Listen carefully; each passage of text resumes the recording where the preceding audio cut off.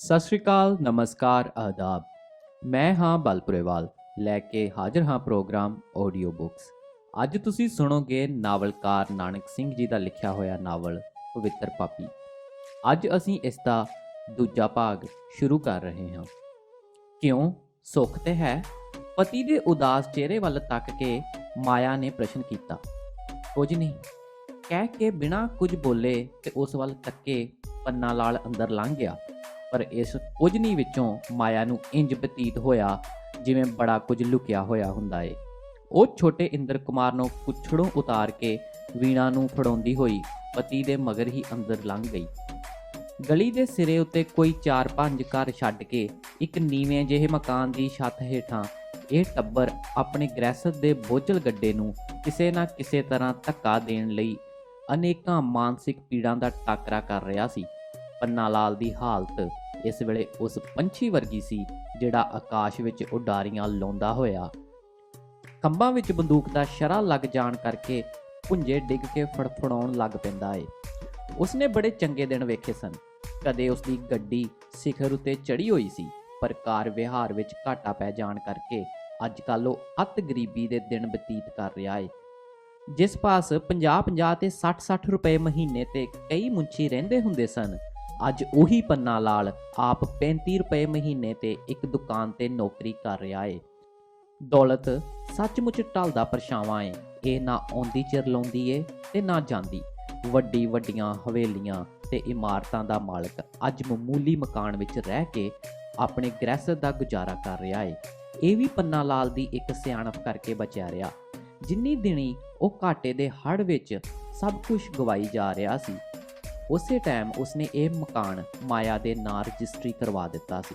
ਕਿਸੇ ਬਦ ਦਿਆਂਤੀ ਦੇ ਖਿਆਲ ਨਾਲ ਨਹੀਂ, ਸਗੋਂ ਇਹ ਸੋਚ ਕੇ ਕਿ ਜੇ ਹੋਰ ਕੁਝ ਨਾ ਰਹੇਗਾ ਤਾਂ ਘੱਟੋ ਘੱਟ ਸਿਰ ਲੁਕਾਉਣ ਨੂੰ ਇੱਕ ਛੱਤ ਤਾਂ ਬਚੀ ਰਹੇਗੀ। ਮੁਸੀਬਤ ਇਕੱਲੀ ਹੀ ਆਈ ਤਾਂ ਮੁਸੀਬਤ ਹੀ ਕੀ ਹੋਈ, ਇੱਕ ਤੋਂ ਬਾਅਦ ਦੂਜੀ ਤੇ ਦੂਜੀ ਤੋਂ ਬਾਅਦ ਤੀਜੀ। ਇਸ ਤਰ੍ਹਾਂ ਅਨੇਕਾਂ ਮੁਸੀਬਤਾਂ ਦਾ ਟਾਕਰਾ ਕਰਦਾ ਹੋਇਆ ਪੰਨਾ ਲਾਲ ਮੁੱਕਿਆ ਨਹੀਂ, ਪਰ ਮੁੱਕਣ ਵਾਲਾ ਜ਼ਰੂਰ ਹੋ ਗਿਆ ਏ। ਉਸ ਦਾ ਭਾਰਾ ਲੰਮਾ ਚੌੜਾ ਸਰੀਰ ਇੰਨਾ ਨਿੱਘਰ ਗਿਆ ਏ ਕਿ ਜਿਵੇਂ ਖਾਧਾ ਪੀਤਾ ਤਾਂ ਉਸ ਨੂੰ ਲੱਗਦਾ ਹੀ ਨਹੀਂ। ਦਿਨ ਰਾਤ ਦੀ ਚਿੰਤਾ ਨੇ ਉਸ ਦਾ ਸਾਰਾ ਲਹੂ ਤੁਪਕਾ ਤੁਪਕਾ ਕਰਕੇ ਚੂਸ ਲਿਆ ਏ। ਚੇਤਰ ਦੀ ਮਿੱਠੀ ਮਿੱਠੀ ਰੁੱਤ ਤੇ ਸੰਧਿਆ ਦਾ ਵੇਲਾ, ਜਦ ਇਹ ਪਤੀ ਪਤਨੀ ਨਿਰਾਸ਼ਤਾ ਦੀ ਮੂਰਤ ਬਣੇ ਹੋਏ ਇੱਕ ਦੂਜੇ ਦੇ ਮੂੰਹ ਵੱਲ ਤੱਕ ਰਹੇ ਸਨ। ਜਦ ਪਤੀ ਦਾ ਇਹ ਹਾਲ ਏ ਤਾਂ ਪਤਨੀ ਕਿੰਨੀ ਕੁ ਸੁਖੀ ਹੋਵੇਗੀ? ਸ਼ਾਇਦ ਪਤੀ ਨਾਲੋਂ ਵੀ ਵੱਧ ਦੁਖੀ। ਪਰ ਪੰਨਾ ਲਾਲ ਤੇ ਮਾਇਆ ਵਿੱਚ ਇੱਕ ਫਰਕ ਜ਼ਰੂਰ ਏ। ਉਹ ਜਨਾਨੀ ਹੁੰਦੀ ਹੋਈ ਵੀ ਆਪਣੇ ਸੀਨੇ ਵਿੱਚ ਮਰਦਾਂ ਵਾਲਾ ਦਿਲ ਰੱਖਦੀ ਏ। ਬੇਸ਼ੱਕ ਉਹ ਚਿੰਤਾ ਧੁਰ ਵੀ ਰਹਿੰਦੀ ਏ ਤੇ ਦੁਖੀ ਵੀ, ਪਰ ਘਬਰਾਉਂਦੀ ਕਦੇ ਨਹੀਂ। ਜਦ ਵੀ ਪੰਨਾ ਲਾਲ ਢਿੰਡ ਦੀਆਂ ਕਲਾਂ ਵਿੱਚ ਜਾਣ ਲੱਗਦਾ ਏ ਤਾਂ ਮਾਇਆ ਉਸ ਨੂੰ ਇਹ ਕਹਿ ਕੇ ਧੀਰਜ ਦਿੰਦੀ ਏ ਕਿ ਜੇ ਉਹ ਦਿਨ ਨਹੀਂ ਰਹੇ ਤਾਂ ਇਹ ਵੀ ਨਹੀਂ ਰਹਿਣਗੇ। ਮਾਇਆ ਦੀ ਉਮਰ ਇਸ ਵੇਲੇ 30 ਵਰ੍ਹਿਆਂ ਦੇ ਲਗਭਗ ਏ। ਆਪਣੇ ਪਤੀ ਨਾਲੋਂ 5-7 ਵਰ੍ਹੇ ਛੋਟੀ ਹੋਵੇਗੀ, ਪਰ ਸਧਾਰਨ ਨਜ਼ਰ ਨਾਲ ਵੇਖਣ ਤੋਂ ਪਤਾ ਲੱਗ ਜਾਂਦਾ ਏ ਕਿ ਦੋਨਾਂ ਦੀ ਉਮਰ ਵਿੱਚ ਦੂਣੋ ਦੂਣ ਦਾ ਫਰਕ ਜਾਪਦਾ ਏ। ਮਾਇਆ ਦੀ ਕਾਠੀ ਭਾਵੇਂ ਅੱਗੇ ਵਰਗੀ ਪੀੜੀ ਨਹੀਂ ਰਹੀ, ਪਰ ਫਿਰ ਵੀ ਉਸ ਨੂੰ ਵੇਖ ਕੇ ਕੋਈ ਆਖ ਨਹੀਂ ਸਕਦਾ ਕਿ ਉਸ ਉੱਤੇ ਮੁਸੀਬਤਾਂ ਦਾ ਪਹਾੜ ਟੁੱਟ ਚੁੱਕਾ ਏ। ਉਸ ਦੇ ਰੰਗ ਰੂਪ ਵਿੱਚ ਅਜੇ ਵੀ ਨਿਖਾਰ ਏ। ਗਰੀਬੀ ਦੀ ਹਾਲਤ ਵਿੱਚ ਹੁੰਦੀ ਹੋਈ ਵੀ ਉਸਨੇ ਆਪਣੀ ਸੁੰਦਰਤਾ ਨੂੰ ਨਸ਼ਟ ਨਹੀਂ ਹੋਣ ਦਿੱਤਾ। 4 ਸੰਤਾਨਾਂ ਦੀ ਮਾਂ ਹੁੰਦੀ ਹੋਈ ਵੀ ਉਹ ਆਪਣੀ ਉਮਰ ਦੀਆਂ ਤੀਵੀਆਂ ਨਾਲੋਂ ਕਿਤੇ ਵੱਧ ਨਰੋਈ ਜਾਪਦੀ ਏ। ਉਸ ਦੀ ਵੱਡੀ ਲੜਕੀ ਵੀਣਾ, ਜਿਸ ਦੀ ਉਮਰ ਇਸ ਵੇਲੇ 15 ਵਰ੍ਹਿਆਂ ਦੀ ਏ, ਤੇ ਉਸ ਤੋਂ ਨਿੱਕੀ ਵਿਦਿਆ 12 ਸਾਲ ਦੀ, ਤੇ ਉਦੋਂ ਛੋਟੇ 2 ਮੁੰਡੇ ਹਨ। ਪੰਨਾ ਲਾਲ ਦੇ ਸਾਹਮਣੇ ਜੇ ਸਿਰਫ ਗੁਜ਼ਾਰੇ ਦਾ ਹੀ ਸਵਾਲ ਹੁੰਦਾ ਤਾਂ ਸ਼ਾਇਦ ਉਹ ਇਤਨਾ ਅਧੀਰ ਨਾ ਹੁੰਦਾ। ਘਰ ਦਾ ਨਿਰਵਾਹ ਥੋੜੇ ਵਿੱਚ ਵੀ ਹੋ ਸਕਦਾ ਏ ਤੇ ਬਹੁਤੇ ਵਿੱਚ ਵੀ, ਚੰਗਾ ਨਾ ਸਹੀ ਮੰਦਾ ਸਹੀ। 5 ਰੁਪਇਆਂ 'ਚ 6 ਜੀਆਂ ਦਾ ਟੱਬਰ ਕਿਸੇ ਨਾ ਕਿਸੇ ਤਰ੍ਹਾਂ ਦਿਨ ਕੱਟੀ ਕਰ ਹੀ ਲੈਂਦਾ। ਪਰ 2 ਚੀਜ਼ਾਂ ਅਜਿਹੀਆਂ ਨੇ ਜਿਹੜੀਆਂ ਜੋਖਾਂ ਬਣ ਕੇ ਹਰ ਵੇਲੇ ਪੰਨਾ ਲਾਲ ਦਾ ਲਹੂ ਪੀਂਦੀਆਂ ਰਹਿੰਦੀਆਂ ਨੇ। ਇੱਕ ਤਾਂ ਕਾਰੋਬਾਰ ਵਿੱਚ ਘਾਟਾ ਪੈ ਜਾਣ ਕਰਕੇ ਨਾ ਕੇਵਲ ਉਸ ਦਾ 20-25 ਹਜ਼ਾਰ ਦਾ ਸਰਮਾਇਆ ਹੀ ਚਲਾ ਗਿਆ, ਬਲਕਿ ਕੁਝ ਕਰਜ਼ਾ ਵੀ ਉਲਟਾ ਸਿਰ ਚੜ ਗਿਆ।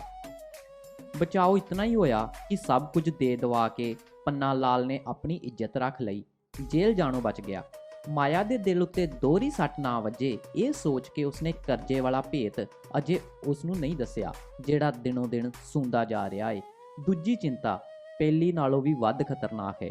ਉਹ ਹੈ ਕੁੜੀਆਂ ਦੇ ਵਿਆਹ ਦੀ, ਖਾਸ ਕਰਕੇ ਵੀਣਾ ਦੇ ਵਿਆਹ ਦੀ। ਵੀਣਾ ਦਾ ਰਿਸ਼ਤਾ ਇੱਕ ਚੰਗੇ ਖਾਨਦਾਨ ਵਿੱਚ ਹੋ ਚੁੱਕਾ ਹੈ। ਜਿਉਂ-ਜਿਉਂ ਵਿਆਹ ਦੇ ਦਿਨ ਨੇੜੇ ਆ ਰਹੇ ਨੇ, ਪੰਨਾ ਲਾਲ ਦਾ ਲਹੂ ਸੁੱਕਦਾ ਜਾਂਦਾ ਏ।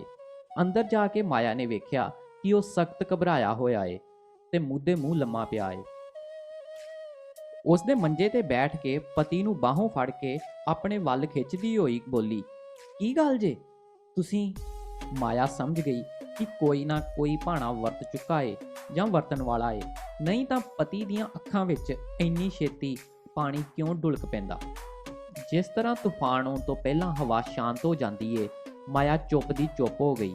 ਝਟਕ ਉਹ ਡਿਓਲ ਬੈਠੀ ਪਤੀ ਦੀਆਂ ਅੱਖਾਂ ਵੱਲ ਤੱਕਦੀ ਰਹੀ ਤੇ ਫਿਰ ਨਾਲ ਹੀ ਉਸਨੇ ਜਿਵੇਂ ਜੋ ਕੁਝ ਸੁਣਨਾ ਹੈ ਉਸ ਨੂੰ ਸਹਾਰਨ ਲਈ ਆਪਣੇ ਆਪ ਨੂੰ ਤਿਆਰ ਕਰਨ ਲੱਗ ਪਈ। ਆਖਿਰ ਉਸ ਦੀ ਪੁੱਛ ਤੋਂ ਬਿਨਾਂ ਹੀ ਪੰਨਾ ਲਾਲ ਨੇ ਇਹ ਖਾਮੋਸ਼ੀ ਨੂੰ ਤੋੜਿਆ। ਜਿੰਨੀ ਹਵਾ ਉਹ ਛਾਤੀ ਵਿੱਚ ਭਰ ਸਕਦਾ ਸੀ ਉਸ ਨੂੰ ਭਰ ਕੇ ਖਾਲੀ ਛੱਡਦਾ ਹੋਇਆ ਬੋਲਿਆ, ਸਮਝ ਨਹੀਂ ਆਉਂਦੀ ਕਿਸਮਤ ਸਾਡੇ ਨਾਲ ਕਿਹੋ ਜਿਹੀਆਂ ਕਰ ਰਹੀ ਏ। ਤੁਸੀਂ ਦੱਸੋ ਤਾਂ ਸਹੀ, ਹੋਇਆ ਕੀ ਏ? ਮਾਇਆ ਨੇ ਸੁਣ ਲਈ ਆਪਣੇ ਆਪ ਨੂੰ ਤਿਆਰ ਕਰਦਿਆਂ ਹੋਇਆਂ ਪਤੀ ਨੂੰ ਇਹ ਪੁੱਛਿਆ, ਦੱਸੋ ਤੇ ਸਹੀ, ਹੋਇਆ ਕੀ ਜੇ? ਉਹਨਾਂ ਦੀ ਚਿੱਠੀ ਆਈ ਏ। ਪੰਨਾ ਲਾਲ ਨੇ ਬੇਖਿਆਲੇ ਜੇਬ ਵਿੱਚੋਂ ਇੱਕ ਪੋਸਟ ਕਾਰਡ ਕੱਢ ਕੇ ਉਸ ਦੀਆਂ ਸਤਰਾਂ ਤੇ ਨਜ਼ਰ ਮਾਰਨੀ ਸ਼ੁਰੂ ਕਰ ਦਿੱਤੀ। ਕਿਹਨਾਂ ਦੀ? ਮਾਇਆ ਨੇ ਸ਼ਾਇਦ ਜਿਨ੍ਹਾਂ ਵੱਲੋਂ ਆਈ ਸੀ ਅੰਦਾਜ਼ਾ ਲਾ ਕੇ ਪੁੱਛਿਆ। ਵੀਣਾ ਦੇ ਸਹੁਰਿਆਂ ਦੀ। ਬਸ ਲੱਗ ਗਿਆ ਪਤਾ। ਕਹਿੰਦਿਆਂ ਕਹਿੰਦਿਆਂ ਮਾਇਆ ਦੇ ਚਿਹਰੇ ਤੇ ਗੁੱਸਾ ਭਖ ਪਿਆ। ਇਹ ਤਾਂ ਅੱਗੇ ਪਿਆ ਦਿਸਦਾ ਸੀ, ਮੈਨੂੰ ਤਾਂ ਸੁਪਨੇ ਵੀ ਭੈੜੇ ਭੈੜੇ ਆਉਂਦੇ ਸੀ। ਕੀ ਲਿਖਿਆ ਏ, ਸਾਖ ਨਹੀਂ ਲੈਂਦੇ? ਜਿਉਂ-ਜਿਉਂ ਮਾਇਆ ਬੋਲੀ ਗਈ ਉਸਦੇ ਸ਼ਬਦਾਂ ਦੀ ਤਲਖੀ ਵੱਧਦੀ ਜਾ ਰਹੀ ਸੀ। ਜ਼ੁਬਾਨੋਂ ਬਿਨਾਂ ਕੁਝ ਕਹੇ ਪੰਨਾ ਲਾਲ ਨੇ ਹਾਂ ਵਿੱਚ ਸਿਰ ਹਿਲਾਇਆ। ਮਾਰੇ ਸਾਡੀ ਜੁੱਤੀ ਤੇ, ਕਹਿਣ ਨੂੰ ਮਾਇਆ ਕਹਿ ਗਈ, ਪਰ ਉਸਦਾ ਦਿਲ ਬਰਾਬਰ ਡੋਲ ਰਿਹਾ ਸੀ। ਕਹਿਰ ਦਰਵੇਸ਼ ਜਾਣ ਦਰਵੇਸ਼ ਵਾਂਗ।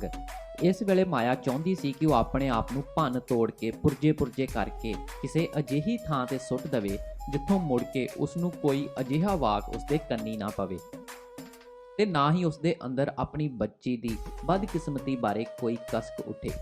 ਉਹ ਹੰਬਲਾ ਮਾਰ ਕੇ ਉੱਠ ਖਲੋਤੀ, ਜਿਵੇਂ ਕੁਝ ਕਰ ਗੁਜ਼ਾਰਨਾ ਚਾਹੁੰਦੀ ਹੋਵੇ, ਪਰ ਫਿਰ ਉੱਥੇ ਮੰਜੇ ਤੇ ਆ ਕੇ ਬੈਠ ਗਈ ਤੇ ਹੌਲੀ ਜਿਹੀ ਬੋਲੀ, ਚਲੋ ਫਿਰ ਕੀ ਹੋਇਆ, ਇੱਕ ਦਰ ਬੱਧਾ 100 ਦਰ ਖੁੱਲੇ। ਜਿੱਥੇ ਸਾਡੀ ਕੁੜੀ ਦੇ ਸੰਜੋਗ ਹੋਣਗੇ ਨਾ, ਹੋ ਜਾਵੇਗਾ। ਧੀਆਂ ਵੀ ਕਦੇ ਕਿਸੇ ਦੀਆਂ ਘਰ ਬੈਠੀਆਂ ਰਹੀਆਂ ਨੇ, ਪਰ ਸਾਡੇ ਲਈ ਤਾਂ ਲੱਗਦਾ ਏ ਸਾਰੇ ਹੀ ਦਰ ਬੰਦ ਹੋ ਚੁੱਕੇ ਨੇ। ਪੰਨਾ ਲਾਲ ਨੇ ਠੰਡਾ ਸਾਹ ਭਰਦਿਆਂ ਹੋਇਆਂ ਕਿਹਾ, ਹੁਣ ਤਾਂ ਕੱਲਾ ਮੌਤ ਦਾ ਦਰ ਹੀ ਖੁੱਲਾ ਰਹਿ ਗਿਆ ਏ। ਵਿੱਚ ਹੀ ਮਾਇਆ ਬੋਲੀ, ਹਰ ਵੇਲੇ ਨਾ ਭੈੜੀਆਂ ਭੈੜੀਆਂ ਜ਼ਬਾਨਾਂ ਨਾ ਕੱਢਿਆ ਕਰੋ, ਕਿਸੇ ਵੇਲੇ ਦੀ ਸੁਣੀ ਵੀ ਜਾਂਦੀ ਏ। ਮੁੰਡਿਆਂ ਦਾ ਕਿਤੇ ਕਾਲ ਪੈ ਗਿਆ ਏ, ਅਮੀਰ ਨਹੀਂ ਤਾਂ ਗਰੀਬ ਸਹੀ। ਪਰ ਮਾਇਆ ਦੇ ਸੀਨੇ ਵਿੱਚ ਬਰਾਬਰ ਛੁਰੀਆਂ ਵੱਜ ਰਹੀਆਂ ਸਨ। ਜਦ ਉਸ ਨੂੰ ਇਹ ਖਿਆਲ ਆਇਆ ਕਿ ਹਨੇਰੇ ਵਿੱਚ ਚਾਨਣ ਕਰਨ ਵਾਲੀ 7 ਸੁਚੱਜਾਂ ਵਾਲੀ ਧੀ ਕੀ ਕਿਸੇ ਕੰਗਾਲ ਦੇ ਗਲ ਮੜਨ ਜੋਗੀ ਏ? ਕੀ ਲਿਖਿਆ ਏ, ਸੁਣਾਓ ਤਾਂ ਸਹੀ। ਮਤੇ ਨਿਰਾਸ਼ਤਾ ਦੀ ਇਸ ਸਿਰ ਡੋਬੂ ਨਗਾਈ ਵਿੱਚੋਂ ਕੋਈ ਆਸ ਦਾ ਤਿਨਕਾ ਹੀ ਦਿਸ ਪਵੇ। ਇਹ ਸੋਚ ਕੇ ਮਾਇਆ ਨੇ ਆਪਣੇ ਪਤੀ ਨੂੰ ਚਿੱਠੀ ਪੜ੍ਹਨ ਲਈ ਕਿਹਾ, ਪਰ ਪੰਨਾ ਲਾਲ ਨੇ ਉੱਤਰ ਵਿੱਚ ਨਾ ਤਾਂ ਚਿੱਠੀ ਪੜ੍ਹੀ ਤੇ ਨਾ ਹੀ ਇਸ ਗੱਲ ਦਾ ਕੋਈ ਜਵਾਬ ਦਿੱਤਾ। ਜ਼ਖਮਾਂ ਨੂੰ ਖਰੋਚ ਕੇ ਹੋਰ ਡੂੰਘਾ ਕਰਨ ਦੀ ਸ਼ਾਇਦ ਉਸ ਵਿੱਚ ਤਾਕਤ ਬਾਕੀ ਨਹੀਂ ਸੀ। ਪੋਸਟ ਕਾਰਡ ਉਸ ਦੀਆਂ ਉਂਗਲਾਂ ਵਿੱਚ ਹੀ ਹੌਲੀ-ਹੌਲੀ ਕੰਬ ਰਿਹਾ ਸੀ। ਮਾਇਆ ਦੀ ਨਜ਼ਰ ਹੁਣ ਪਤੀ ਵੱਲੋਂ ਹਟ ਕੇ ਉਹ ਚੱਪਾ ਕਾਗਜ਼ ਉੱਤੇ ਟਿਕੀ ਹੋਈ ਸੀ। ਇਸ ਵੇਲੇ ਕਾਕੇ ਨੂੰ ਕੁਛੜ ਲਈ ਵੀਣਾ ਅੰਦਰ ਆਈ ਤੇ ਮਾਇਆ ਨੂੰ ਕਹਿਣ ਲੱਗੀ, ਬੇਜੀ ਆ ਬਸੰਤ ਨੂੰ ਢਾਲੋ, ਮੱਛਰ ਦਾ ਪਿਆ ਜੇ। ਘੜੀ ਮੁੜੀ ਨਾ ਅਦਵਾਤ ਵਿੱਚੋਂ ਉਂਗਲਾਂ ਡਬੋ ਕੇ ਮੇਰੇ ਮੂੰਹ ਤੇ ਮਲਦਾ ਪਿਆ ਜੇ। ਵੀਣਾ ਦੇ ਪਤਲੇ ਚਿਹਰੇ ਉੱਤੇ ਸ਼ਾਹੀ ਦਾ ਧੁੰਦਲਾ ਜਿਹਾ ਦਾਗ ਸੀ, ਜਿਹੜਾ ਪੂੰਝਣ ਨਾਲ ਉਸਦੇ ਗਲੇ ਤੋਂ ਲੈ ਕੇ ਠੋਡੀ ਤੱਕ ਫੈਲ ਚੁੱਕਾ ਸੀ, ਜਿਸ ਕਰਕੇ ਉਹ ਸਲੂਨ ਦੇ ਨਕਸ਼ੇ ਵਰਗਾ ਬਣ ਗਿਆ ਸੀ। ਇਸ ਦਾਗ ਨਾਲ ਵੀਣਾ ਦਾ ਚਿਹਰਾ ਹੋਰ ਵੀ ਉਜਾਲੇ ਵਿੱਚ